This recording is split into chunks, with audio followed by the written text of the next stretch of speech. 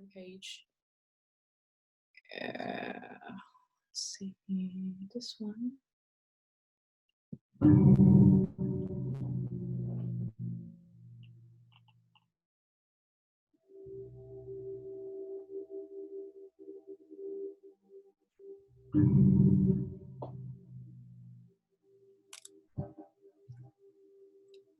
So this is a short video of the live performance that I did in Amsterdam for a band, Either ID, made with node-based software, Touch Designer. And one more, maybe this one. I don't know if it's loud.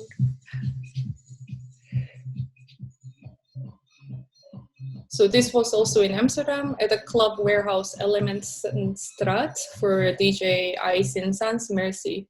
So it was lively manipulated with, again, the software Touch Designer. When I talk, I show you some videos, so please let me know if the audio is too loud, so you can't hear my voice.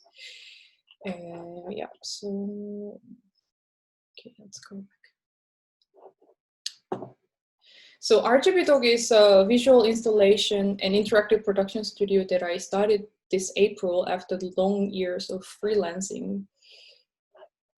We've done web and AR video production projects for cultural record labels such as Unheard Records, Atomic Culture, Sonic Music, and San Holo. Unheard Record is a record label for femme, minority, queer, underrepresented experimental artists. Atomic Culture is a cultural organization which is on the same page, especially supporting indigenous artists.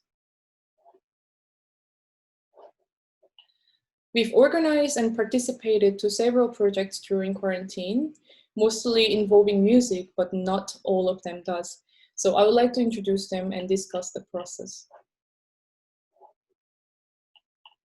Bedroom Live Out and Bedroom Live Out 2, Musicians with Technology, were the shows involving music, technology, and audiovisuals streamed on Twitch.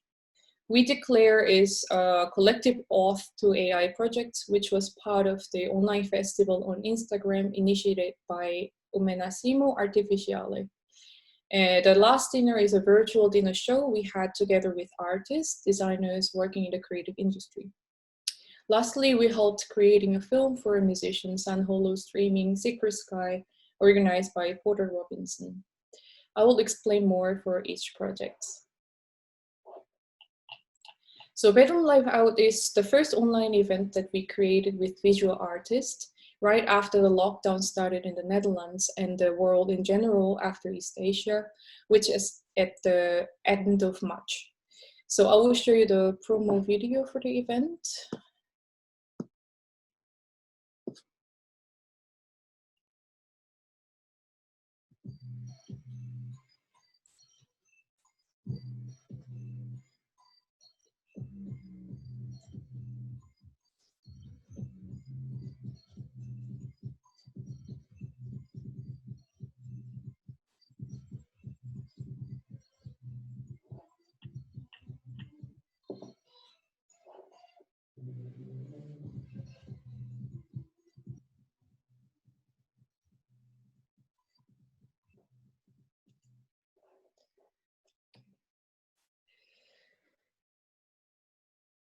So this event happened very spontaneously in my network, online and offline. So including myself, the visual artist who worked with technology and music felt very lost when the physical concerts all got cancelled. We are from different cities such as Berlin, Amsterdam, New York City, London. With similar backgrounds, we all had live shows and exhibitions lined up before the COVID-19 crisis. So we saw Chrome visuals on Instagram, this guy, where he experimented VJing by mapping his windows out and filled it with his visuals reacting to music. So we thought it's very relevant to the situation where creatives having to work in their bedrooms. So this was how Bedroom Live Out came to life.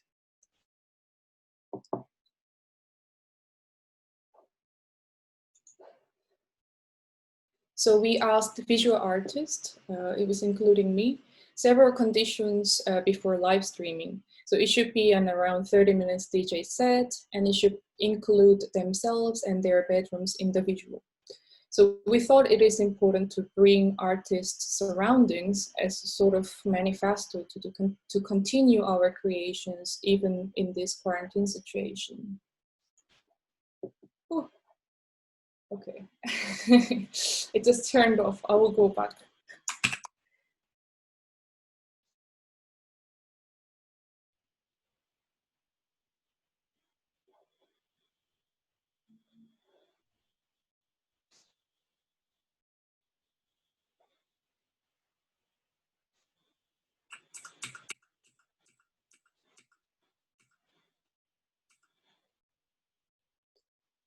So since we all used the software Touch Designer and GLSL shader for creating these visuals, the Touch Designer community actively helped us promoting the event via their website and social media platforms.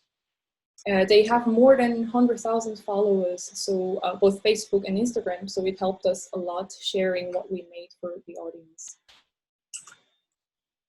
After a month for a second edition, we focused on musicians working with technology. So this time we invited 4 musicians, actively experiment with audio reactive visuals, machine learning, and live coding. Oops, let me show you the promo video.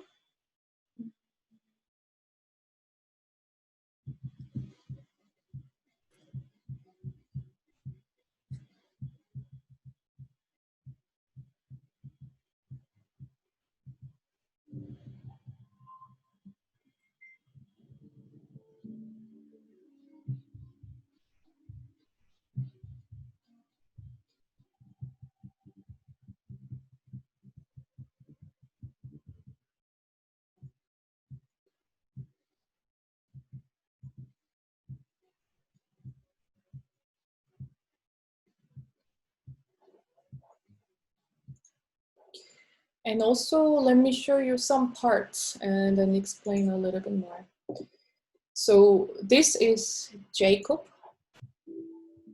who makes music with Ableton and Max MSP. He's also really good at beautiful visuals, reacting to the audio. So he brings the interface of Max MSP patches into his visuals as well.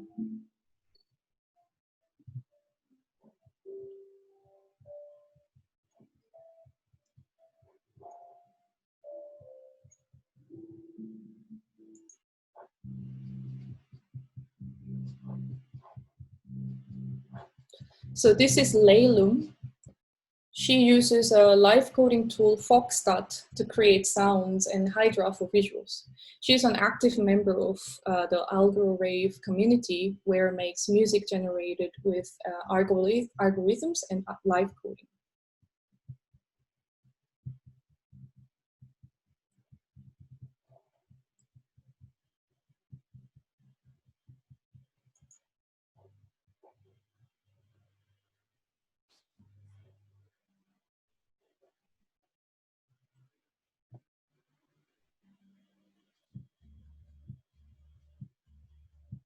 So this is Berg. He used object detection via the machine learning SDK DeepStream. So he brought the data of him getting detected as a human in Touch Designer, as you see in the boxes. So he combined that with web scraped videos.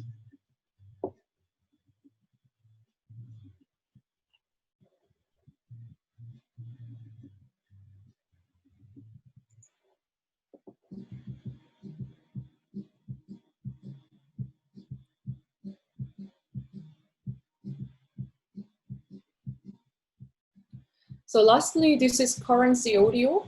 He played percussions and connected that to Touch Designer, so it creates visuals reacting to his beats. While the videos were being streamed, we had a live Q&A time on Twitch with the musicians. So people ask questions about the technical side, such as simply how it's been made, how to send MIDI over the internet, collaborators, so you jam online. And also personal questions, how they started making music, how they learned what they do, sampling, composition, etc. So this part of live streaming is the part that I found super rewarding, which you can't find it for static videos on YouTube, for example. This brought lots of interactions between audiences and also artists. So the Twitch chat naturally became a wholesome community where people got inspired, followed each other on socials, and supported the musicians by sharing and following their music. In fact, the audience have a space to talk about music. In fact, the audience have the space to talk about music, technology, and visual arts made us all feel very much bonded over the internet.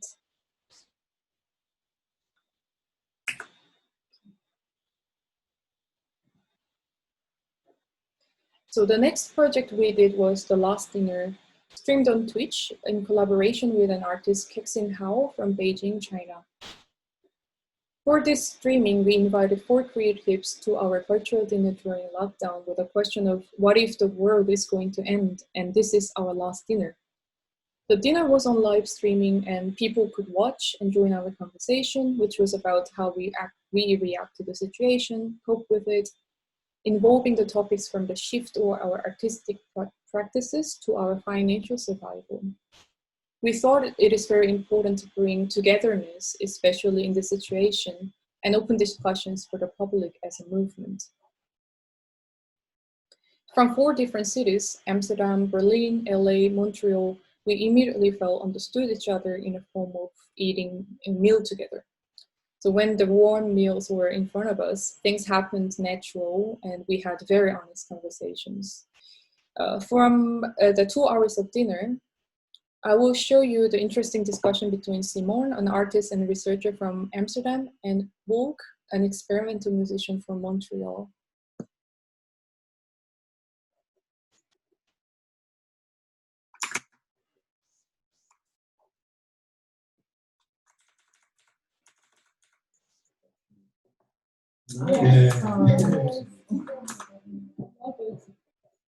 I just wanted to come back to the question, like to what we were saying before about moving your practice to the digital realm or not. I really understand what you say about like what is the relevance of like schoolwork. You talk about economic survival, also like how to make money basically, and that I think is like the most like I don't have any answer for that question, but in general, I'm just considering if it's also important to rest. It feels really important to rest and everything kind of the idea that of course, like the economic situation, like that's the most important aspect of the decision. But there's also this idea like why should we rush into adapting your practice into the digital if it's not what it's meant to be or if it's not where it belongs. So like I'm not per se because otherwise we follow the same logic of capitalism and productivity and like you have to keep on making and keep on feeding them and like I think maybe there's more also we need to take time to think about more alternative not to just keep the same loop, otherwise we're going to go back to the same situation which wasn't really balanced. I really like that mindset. I also think like about how much of a luxury it is to be able to pause at that. Sorry, let me just adjust this before. It's definitely luxury. It's definitely a privilege. If you don't structure your work in such a way that you have enough money to take a pause, or that your living expenses are low enough that whatever you are normally making is enough to get by and to take a pause, then yeah, you're kind of caught in this circle of like you don't have enough time to think about how to make your work make more sense, but then also you need that so that your life has this balance of being able to take a pause every once in a while to think about what you're doing and reflect on whether or not it's what you want.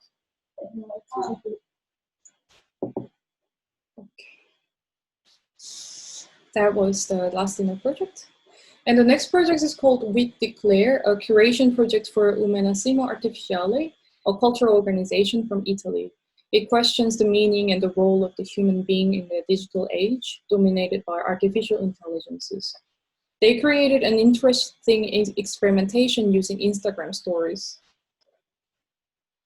The spirit of this experiment was to challenge the artists, curators to curate contents to be experienced through the Instagram stories by leveraging the limitations of the 15 seconds. The association asked RGBdog to participate in this online festival among 5 other artists. So for this project, we gathered the voice of 19 artists, researchers, and designers who are actively involving artificial intelligence and machine learning for their practice. We asked them to film a video of themselves in a face filter on Instagram as a digital themselves, speaking from "I declare." So this sentence is an oath to them and others, facing the era of artificial intelligence, their promise for the ethics of AI as a creator, what their stance is to be. Let me show you some of the examples. I declare my use of AI will be to abilitate people to create more freely and to come together to find some solutions to things that we cannot figure out by ourselves. We got this. I declare that the companion AI that I will collaborate with in the future will be as imperfect as my crappy 4-year-old laptop with a broken speaker and my 21-year-old queer body. I declare a post-truth era of synthetic reality, where seeing is no longer believing, where faces are not what they seem, where AI-generated content is more real than reality, which our eyes prefer not to see.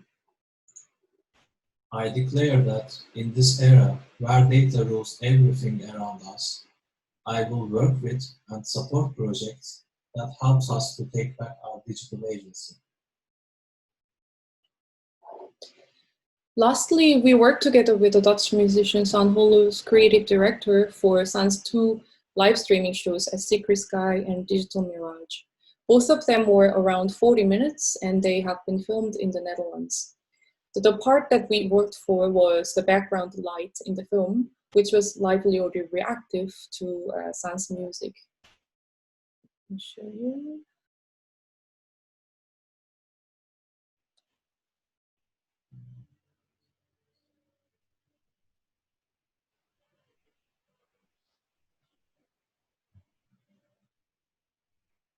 As you see here, the light is on sync with DJing. So for this project, we got the sound through the audio interface, and the parameters for the brightness and movement have been mapped beforehand. When the light looked good, we left the setup for filming and didn't touch it at all. It's made again in Touch Designer. The same technique has been used in this video also in the background.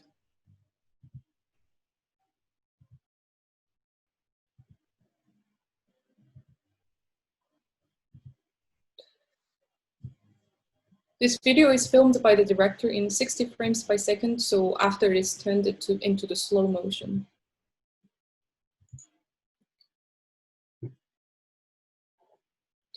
At this point of things going back to normal, public places opening again, I believe that we all witnessed the change in the virtual space during the lockdown situation. I would like to say it is almost an evolution.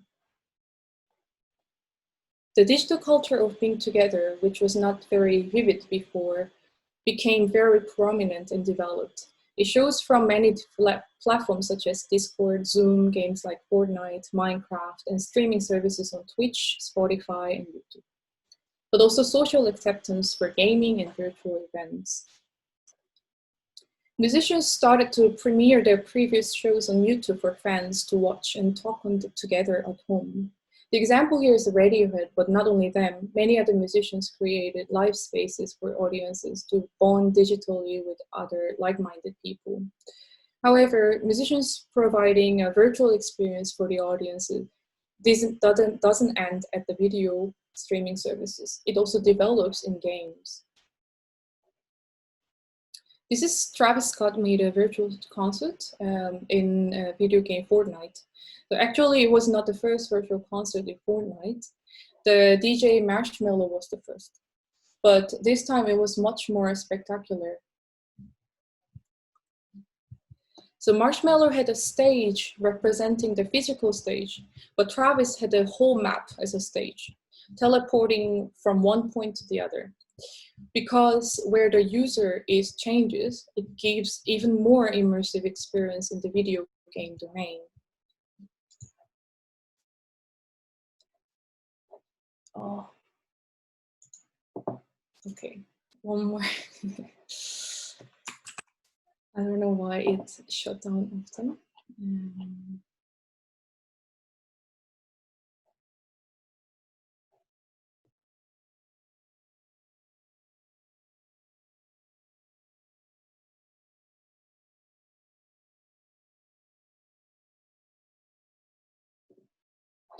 So the lockdown situation not only evolved in the large music industry, it also gave influences to the personal level. This project is made by a creative developer, Danielle Corsen from the Netherlands, who I became friends after this event. I guess we all have experienced the virtual dance parties via video call services, but so it is sort of a dancing party event like that, using Spotify API, listening to the same track with others. But the difference is you can see only body sticks using TensorFlow, the machine learning tool. So you don't see yourself or others in the videos, but only skeletons, so you don't have to worry about how you look. So it sounds like a simple idea, but this gave a great joy throughout the whole party. So we danced until like 3 a.m., like we all do at the actual parties. Looking at the last couple of months, I believe that the lockdown situation contributed a lot on developing creativity for virtual space. So after organizing some virtual shows in different genres and characters, I would like to think back and reflect some of my experiences. Firstly, when we were preparing for the Bedroom Workout 2, Musicians with Technology, we had a bit of hard time finding a known male musician, also because we were looking for a very specific musician, like to some extent experimental, technologically driven, also a visual creator at the same time. So it was even harder. As we know that it reflects the history, of course, but also I found that it comes from lack of foundation, network, resources for women artists. What I mean here, women is woman with a spelling X, just mentioning to make sure. Since both music and technology industries are male-dominated, I thought it would be very helpful to have platforms and resources for women artists and musicians, so at a very practical level, the organizers can have an access to talented human resources. The another struggle we had organizing music-related shows was lack of sensory experience. In a physical environment like concerts and clubs, we are constantly with other people, communicating next to each other, touch, move our bodies, smell the space, and feel the lights in the space. These thoughts led me to think that we need to consider different visuals for online shows. So people who decided to join the online concerts are often very dedicated. Unlike the physical shows, it is very easy to quit the browser and leave the space as well. Also, there's no intoxication with people around them, so who distract the action of watching, but contribute to remain. So the visualization of the DJing and VJing show must be more entertaining, fast-paced with changes, replacing the lights at physical performances, for example. This tells us that virtual shows should consider these different characteristics. The great thing I found that the lockdown situation gave to digital culture is the level of social acceptance of the virtual space. Discord and multiple games are the case. Before they had a bit of geeky impression, and also people didn't know much about it. However, the lack of communication in physical space helped understanding and spending much time in the digital space. Now it is considered as a cool thing to do and enlarge its audience. As it did, the online communities grew. Digital spaces got to connect like-minded people who might have same interest, but it was difficult to meet because it's too spread out in the world. I believe the lockdown situation boosted the communications in online communities by people making study groups on Discord, listening and dancing to the same music together, playing video games, watching movies. As the situation got better, people started to get out and talk offline. So I assume that the online events are not as flourished as before. But during this quarantine period, we found creativity evolve to so many different ways, witnessed people bond over the internet, sharing their ideas and feelings. I'm curious about how it will develop next, and I have no doubt that even if the online shows are not as loved as before, it will give much influence on music and technology shows and events.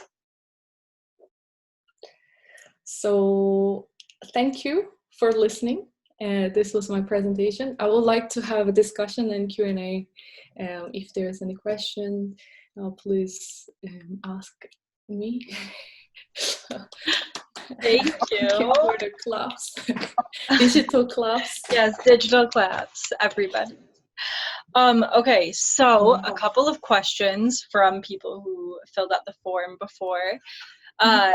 How do you think that virtual elements can be used in future live events in person? Right. I think, although this is happening right now, but I think there might be some way it develops accessibility by involving digital audiences in the virtual shows.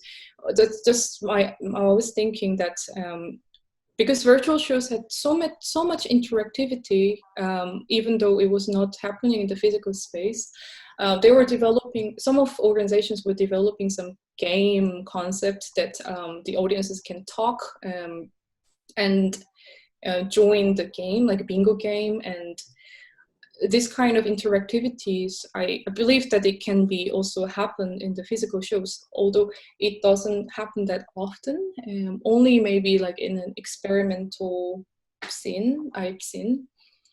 So maybe that could be the bridge of the physical shows and the virtual shows, and what we can bring to the physical shows learned from virtual shows. Right. Okay, so where would you recommend starting for someone interested in live visuals or VJing? So there are multiple softwares. For example, Resolume Arena is mostly used for live visuals because it's quite easy, but it is made with pre-recorded materials. So when you have these videos that you want to manipulate, when we want to combine together, change the opacity, for example, depending on how music is, you can use Resolume Arena. But then it's got its disadvantage, which is it's not manipulatable that much. It's not like generating images. So I think for when I go to live visual events, I use Touch Designer. So I make UI in the Touch Designer so I can change the parameters or even just combine. It's a very different way of making visuals live, but since it's generative, it's real time, you can use audio reactive visuals depending on, and you're getting signals from the musicians. Right. So yeah, I think Touch Designer is great, and Resolume is good to start with. Right. So going off of that, what programs do you use most frequently? And are you scripting things for other projects, or are you strictly Touch Designer? Well, I think I use a bit of like a lot of things. So mostly to generate, I use Touch Designer. But beforehand, I do maybe post-production of filming that I did in After Effects, for example, and then bring it to Touch Designer to change parameters and stuff. So I think most Adobe products, After Effects, Premiere, video changing video software, Photoshop, Illustrator I also use a lot, and then I bring that to Touch Designer. And sometimes processing, but I'm not very advanced to that. So yeah, I would say I work a bit of a lot, but then Touch Designer for the most. Okay.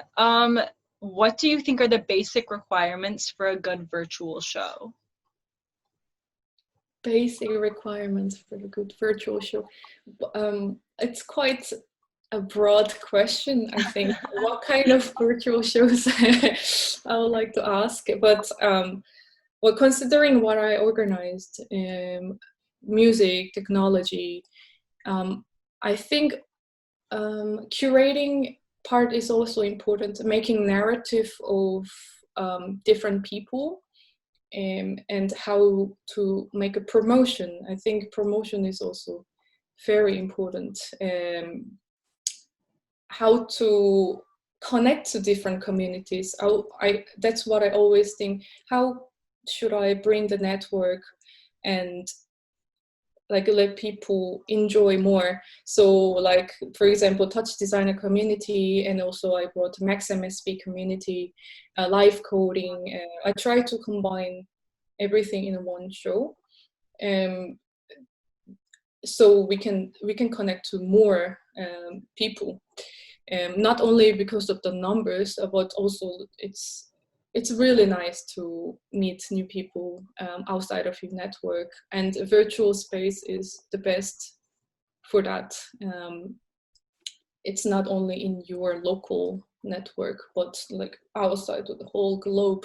So I think the way we create the event and how to frame it, how to promote it, how to make the concept, and what kind of artists are involved, they are all very important.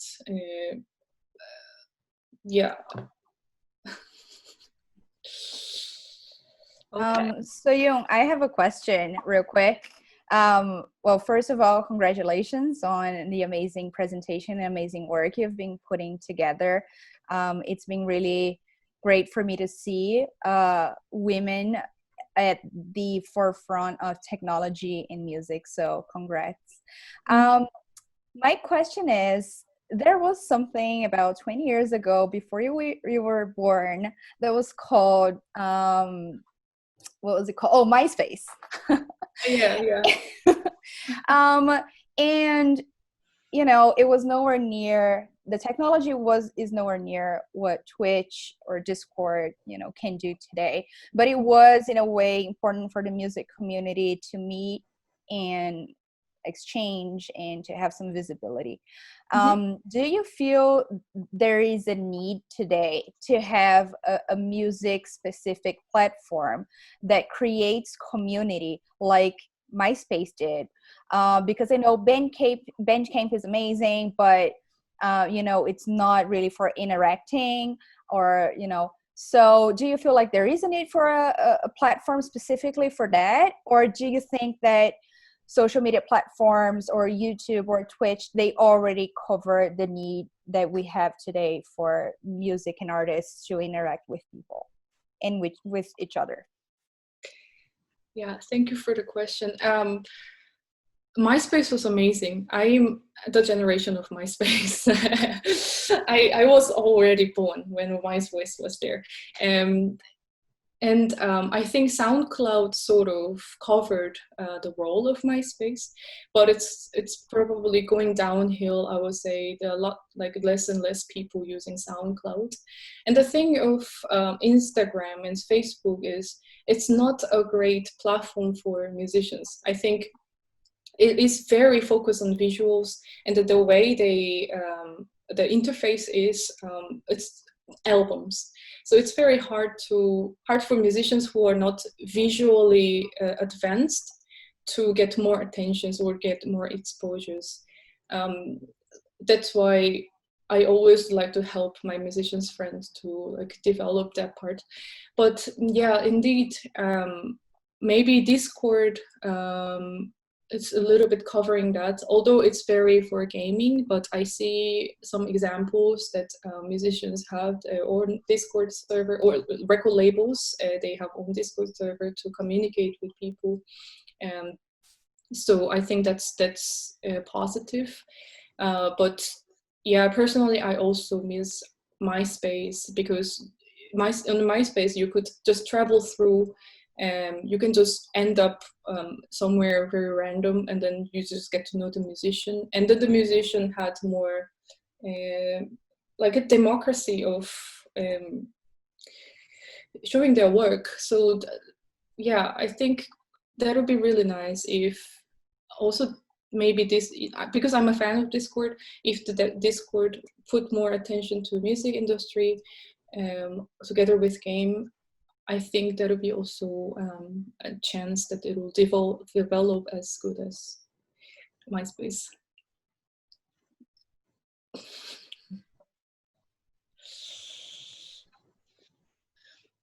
Okay.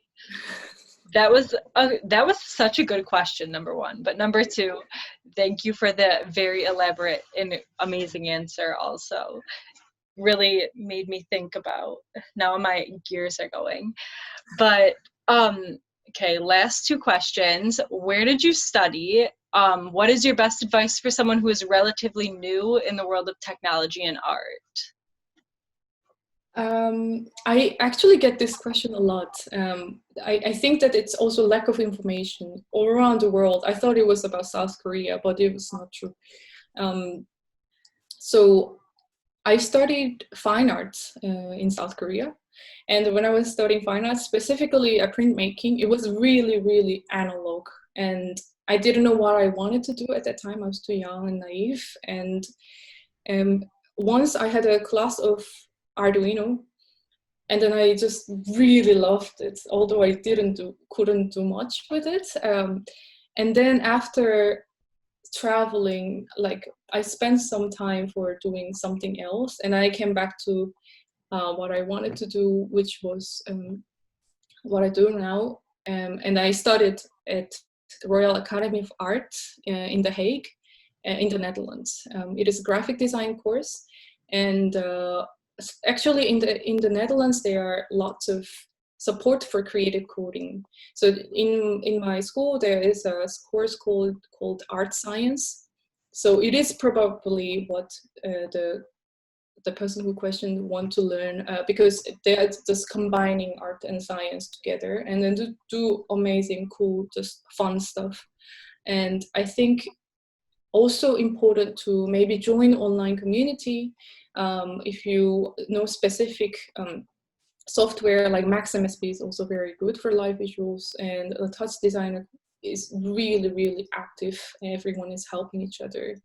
That is also good to join. But of course, the physical course will be really nice to study. So I will say maybe Netherlands, I really recommend. I really recommend that. And the tuition fee is relatively cheap. Yeah, so that's what I can give. I really like studying in the Netherlands because there are lots of funding going on in terms of creative coding. If you want to make stuff, like it's very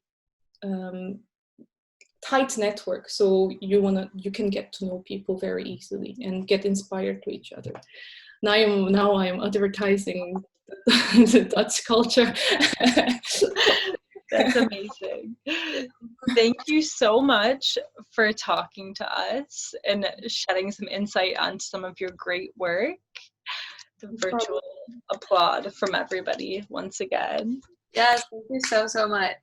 I hope it was nice. It was interesting to hear. So interesting. So interesting.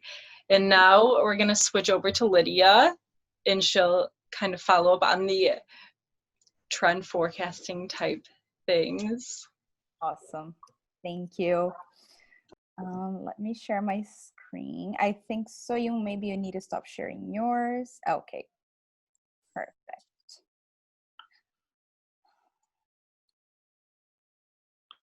Okay. Okay, so hi everyone. Thank you, Kelsey and Cheyenne, for inviting me. I'm really honored to be here with you. And I'm gonna touch on some of the points I think that Soyun already touched. Of course, we're speaking about similar things, but she has such a nice insider's perspective on this. I'm gonna come on with some more brand, but also cool initiatives that are happening all around the world in terms of virtual events and music. Because I am a brand strategist and I always work with brands just to see what they can do to kind of understand culture and be closer to their consumers. So that's kind of where I'm coming from.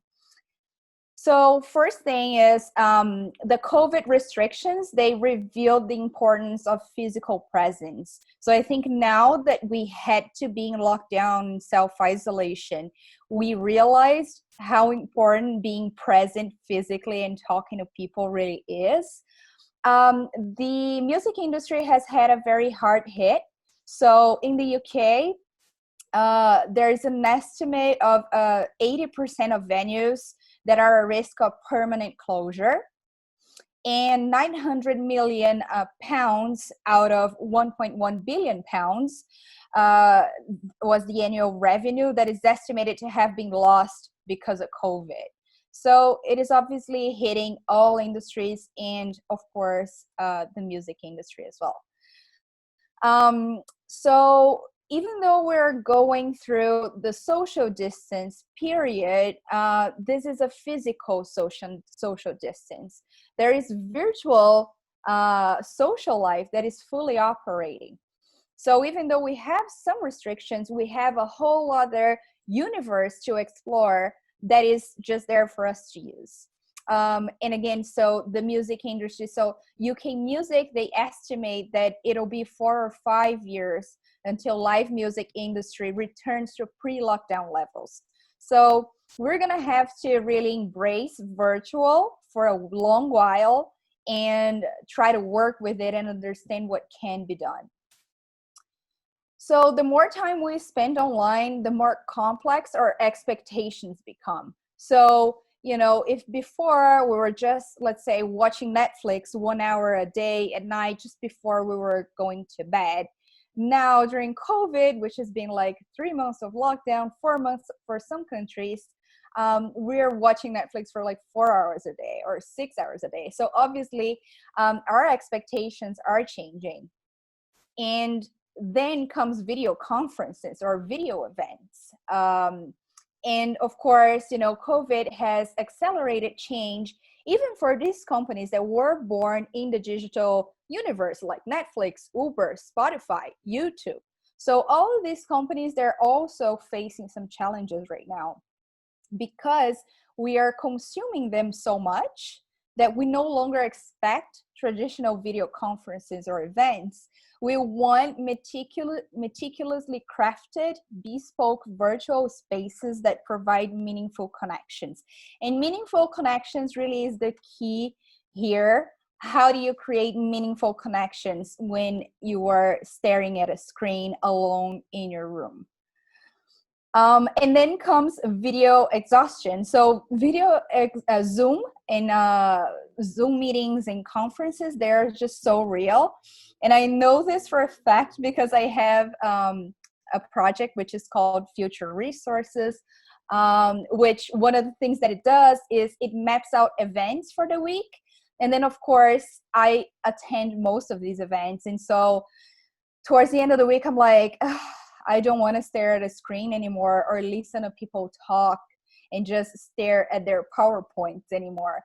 So it is definitely real. And there is even something called remote conferencing uncanny valley, which was a term coined by this VR expert at Stanford University. So basically what he's saying is that eye contact, when you are in a physical presence, you can kind of get a nonverbal vocabulary as extensive as the Oxford English Dictionary. So just by, you know, locking eyes with someone. And then when you are in a virtual scenario, Your camera is situated above the screen, and of course the system can't really transmit all of the things that the eye would, so you kind of lose a lot of the things that you normally get just by looking at someone in a physical world. So there's obviously a lot of challenges, but then there's some opportunities, and I'm gonna borrow some things that I've seen from not just music, but fashion and just festivals in general, just to inspire everyone and just to throw some ideas out there and hear back from you guys what you think, and we'll go from there. So the first point that I would like to make is recreated spaces. So something that we're seeing with COVID is that technology is being used to recreate physical spaces. And also when they are online, their reach is expanded because they're not just limited by the physical location. So in this way, it is connecting people across geographical and also social distances. So just some examples here. In May, this guy from London who was a regular at this pub, he recreated the pub in VR. And what he said is, the space where the experience takes place is a crucial part of the experience itself. And it's true. So he just really wanted to have that feeling of being in his favorite pub, and he recreated every single detail of the pub in VR. Another example is Club Matryoshka, which was an exclusive virtual club in Minecraft that hosted a 24-hour virtual music festival in April. So the space featured sound stages, DJ booths, dance floors. The audience were also avatars that could interact with each other.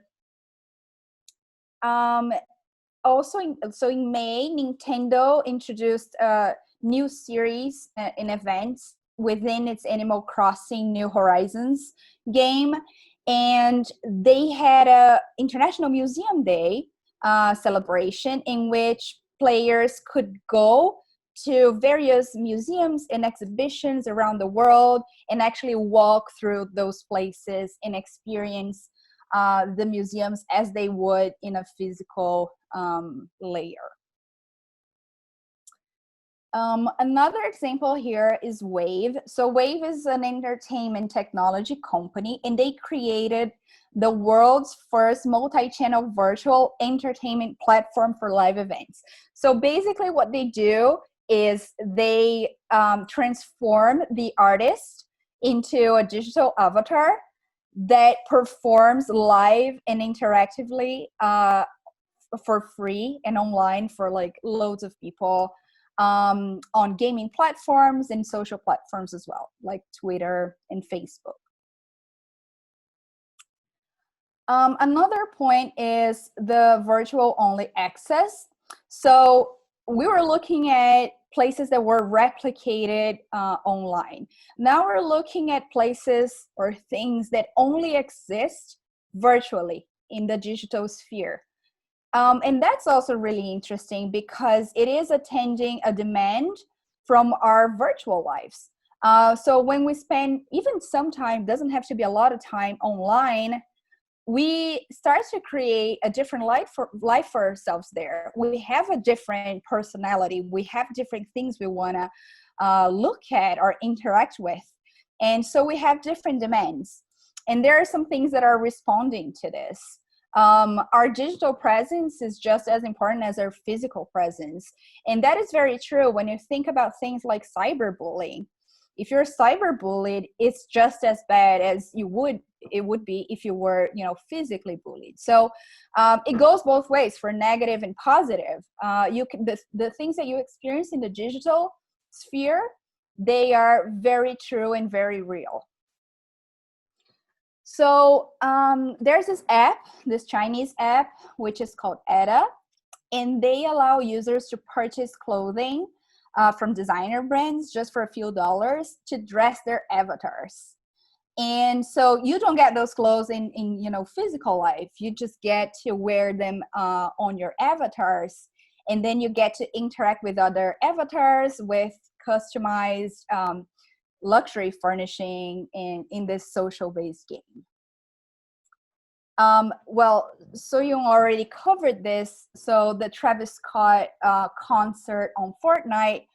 So after this, the Epic Games launched a Party Royale, which is a violent free party mode for Fortnite. So it was just so big that it required them to like do something else about it, and they're already pushing it with Party Royale.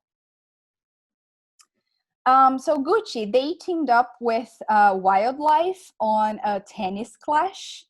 So Gucci had already introduced the Gucci Arcade.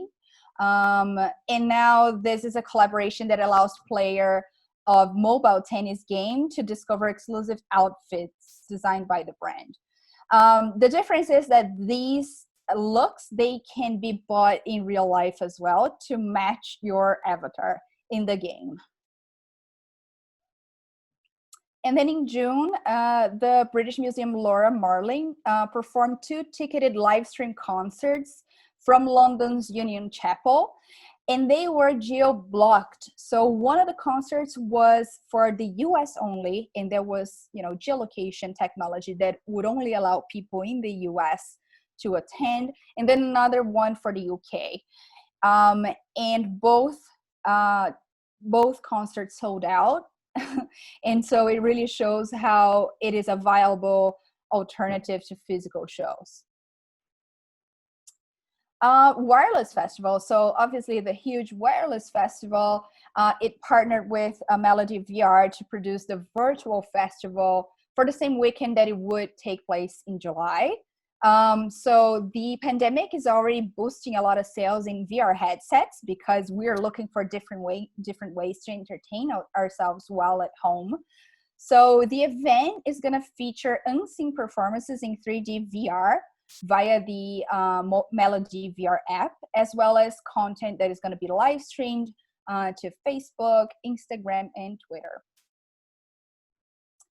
So the third point is intimacy generation.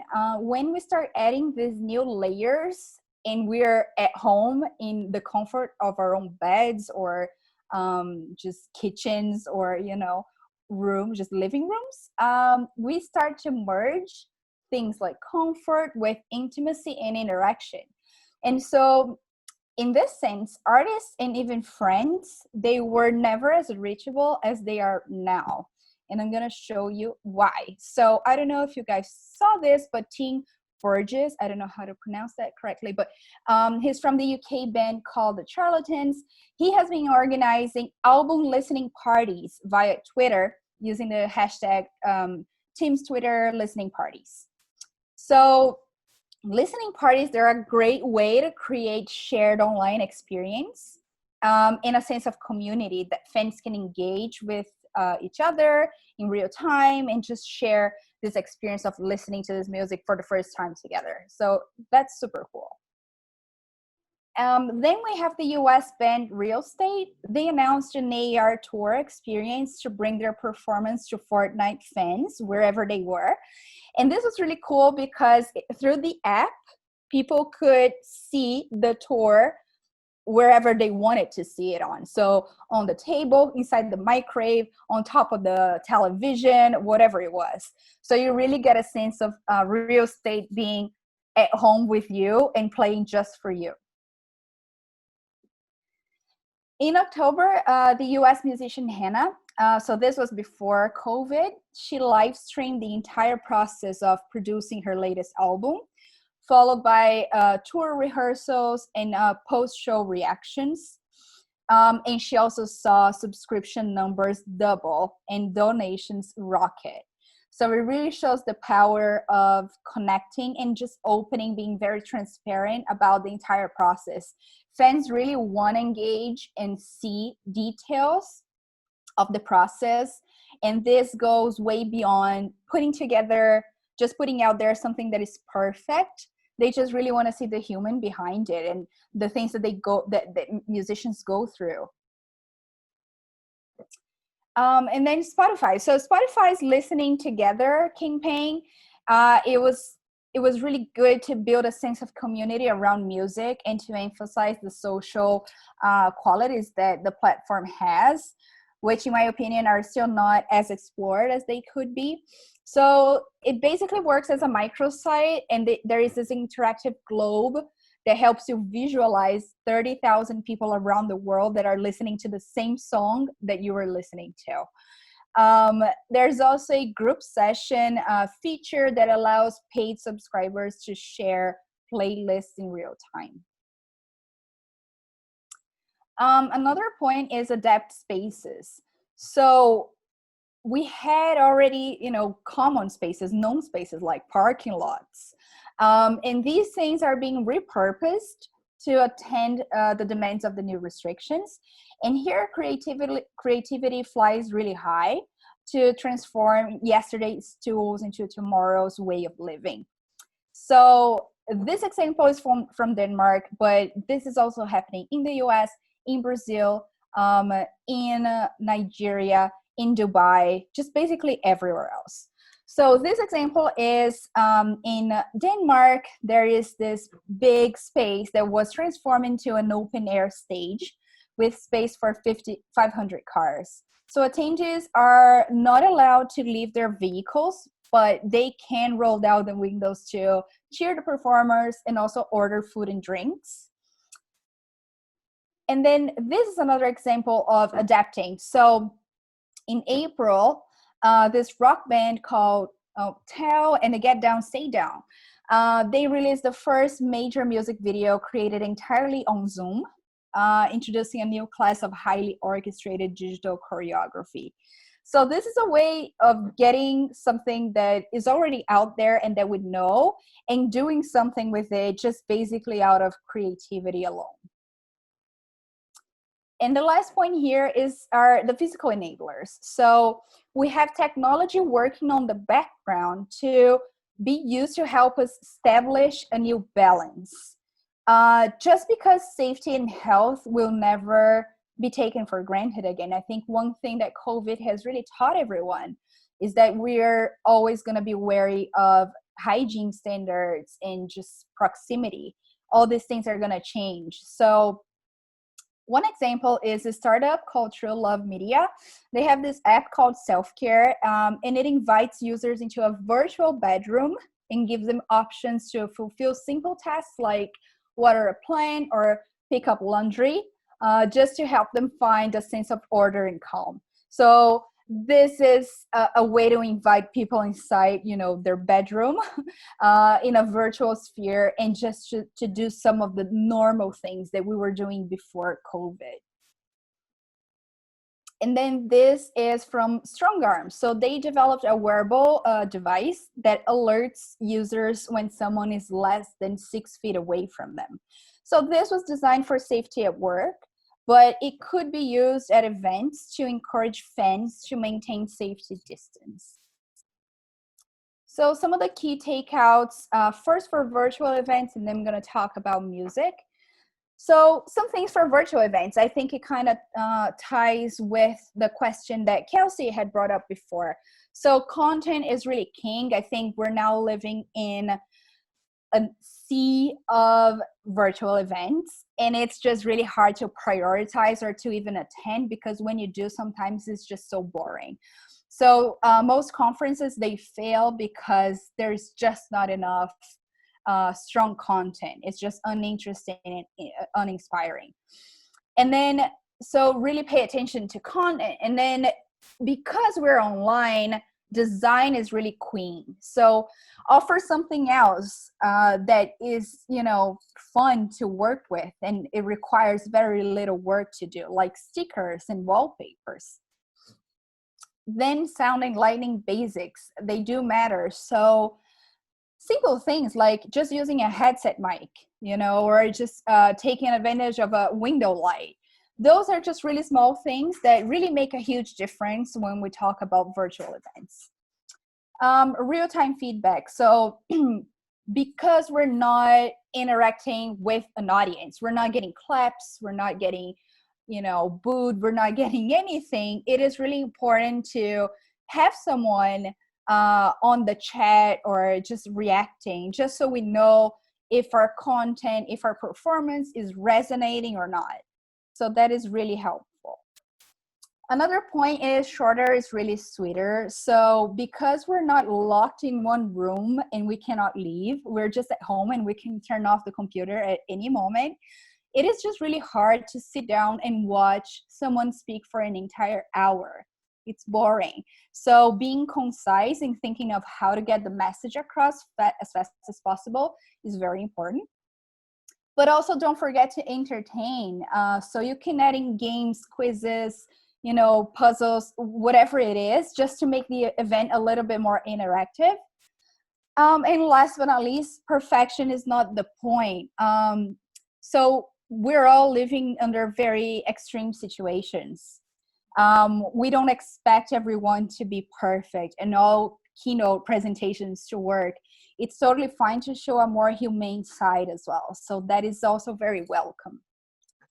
And when talking about the music industry, going local is very important. So because of course, the travel restrictions, event organizers are going to be looking to build partnerships with host cities to ensure that everything is sustainable and it's happening at a local level. But also hybrid events that combine local attendance with live stream elements so that we can get remote attendees is also going to grow in relevance for fans. So that's also something really cool. It's one thing that we can learn from COVID and this very intense relationship we're having with our computers and cell phones. We can have the both whenever we can. So that's super nice. Second point is safety first.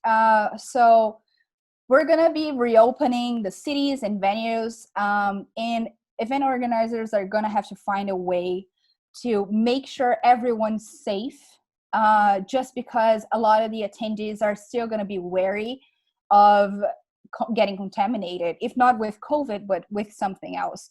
So you really have to make sure that everyone's safe. No intimacy issues. So technologies like VR, AR, and live streaming, they allow artists to connect directly with the audience and to create events that take live experiences to fans' homes.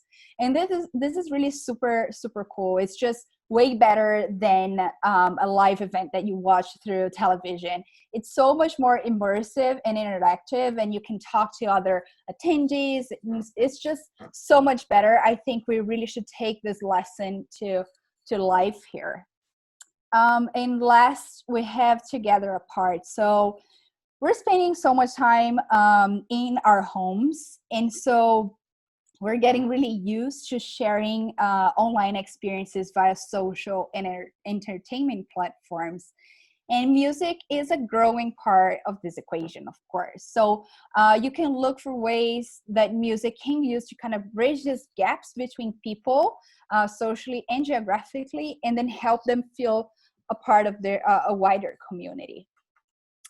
One last point about the music industry, and this you might want to look it up later. I'm not gonna pull the entire guide here, but in May, the Event Safety Alliance, they collaborated with over 400 music industry professionals, and they published a set of guidelines for reopening venues in the wake of the pandemic. So a lot of the things were kind of already covered in my previous points, but if you want to go very in deep and see what are some of the things that they're talking about, you should look it up, the Event Safety Alliance.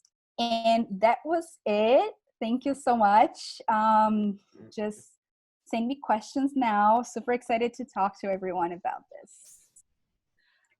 Thank you so much for presenting. That was like, I couldn't ask for more, honestly. I feel like I learned so much from both of you, but I think you just provided so many good examples of ways to incorporate what we've experienced during COVID into the real world. And going off of that, I know you covered this a little bit, but do you really think that VR and AR will become popular when it comes to selling tickets to events in real life? Or do you think that it's just a nice thought right now that will probably fade away once we go back to normal? We have a price barrier right now and technology that even though VR and AR are doing a lot better than they were 5 years ago, they still have a long way to go for the mass to really embrace it. So I think it'll definitely become more popular. It's a matter of time and a matter of how accessible it is, because once we can really develop those technologies, the price is going to drop. And then we're going to have everyone using them. So for sure, I think that they offer very good ways of getting really immersed in experiences, be them the music industry or even like real estate. You know, why do we have to physically go to these places? Why can't I just see these places from my sofa? So yeah, I definitely believe that they're gonna be big. It's a matter of time. Yeah, so going off of that, what would you suggest for people who are experts with physical events who are trying to transition to virtual events? There are some steps there for sure. I think starting with Zoom parties is definitely like a start. There is some ways in which you should try to make it more interactive. Just because staring at a screen, it can be a little bit boring. You stare at it for 40 minutes, you're like, okay. And then you're like, oh, an hour and a half, what am I doing with my life? Like, I just want to get up and stretch my legs. So maybe offering activities, maybe offering little breaks, and also offering ways to engage the audience, that they're not just passively taking on all of that content, but they're actually helping the content be created in real time. This is a real time event, and you could get everyone's hands on this and create something really cool. So that would be something that I would start with. Yeah, definitely.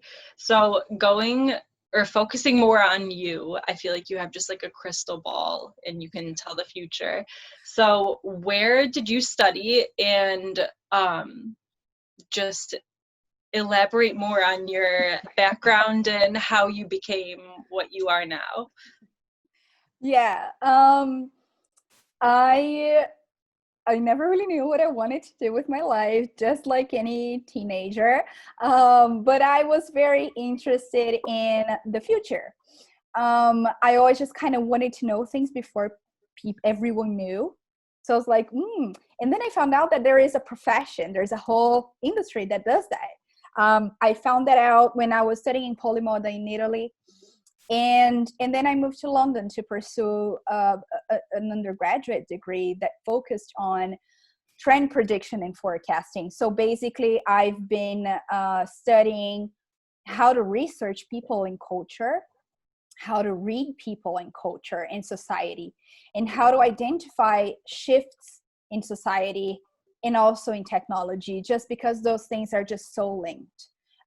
When a new technology comes up, our behaviors change immediately. And also our domains change, and then there's a technology that responds to that. So that's kind of how I started. So I studied in London. I did my BA in that, and then I worked full time. Now I'm doing a master's degree in New York, with focusing on gender and sexuality studies, and also in the future of urban spaces. Nice. So what do you think is the role or strength of women in the field of foresight or trend forecasting? We have a lot of advantage because we are multitaskers. We just have to always be 3 steps ahead of everyone else. We always had to kind of survive on our own terms and do whatever it took to just kind of, show up. So I think we just have that in us. And foresight is just really cool because it just gives you a set of tools to understand the past, monitor the present, and project the future.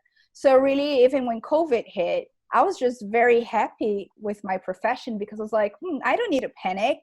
I know that something else is coming along. And I was even teaching a couple of people here in Brazil in Portuguese. Whoever wants the link, let me know. It's up online. just because I think it's just really just very useful set of tools to have, just to so you don't panic and you're not anxious thinking that the future is something that you don't have any control over. We create our futures based on today. So yeah. Mm-hmm. Okay, last question, going off of that again, in what ways do you think women or the influence of women will radically reshape creative technology? And I guess this is a great question for Soyun also. I should have asked that to you earlier, but we'll start with you and then go back to Soyun and wrap up. Women have qualities that they don't always recognize, that really makes for great leaders and very creative people. We have always had to find our own ways of making things work.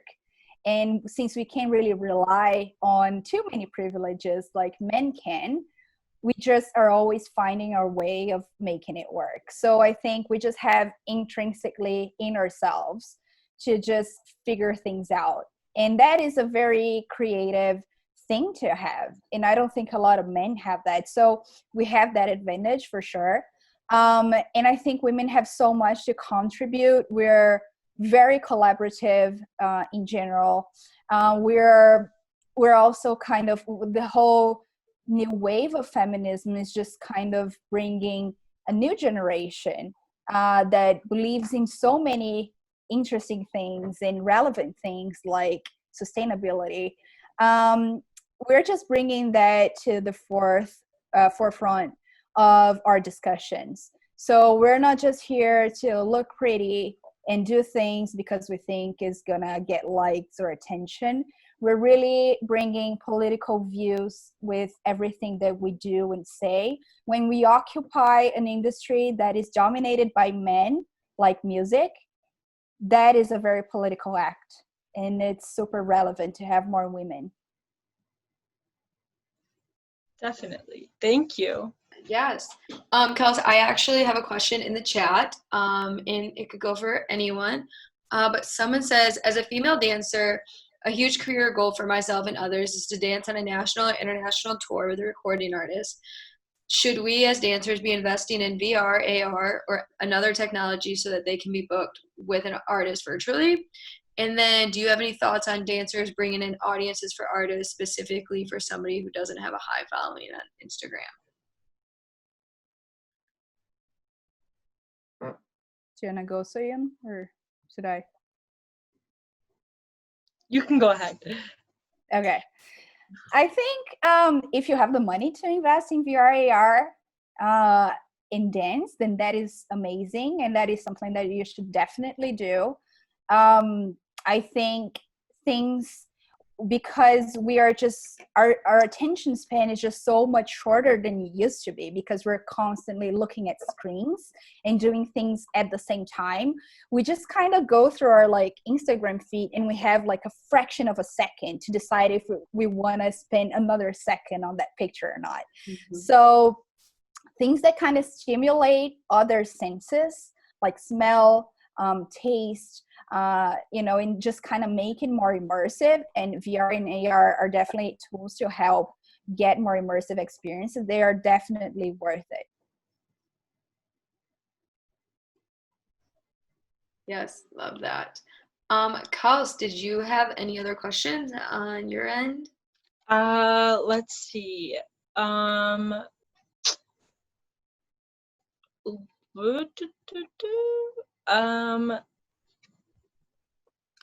Let's see.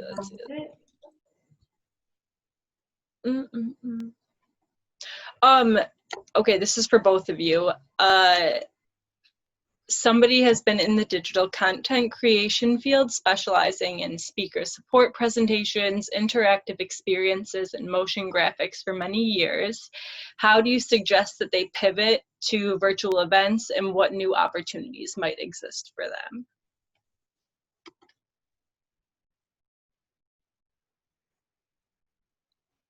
I was just starting to say something, so you're jumping whenever. Yeah, please go ahead. It's 5 a.m. in the morning here, so my brain is. Please go.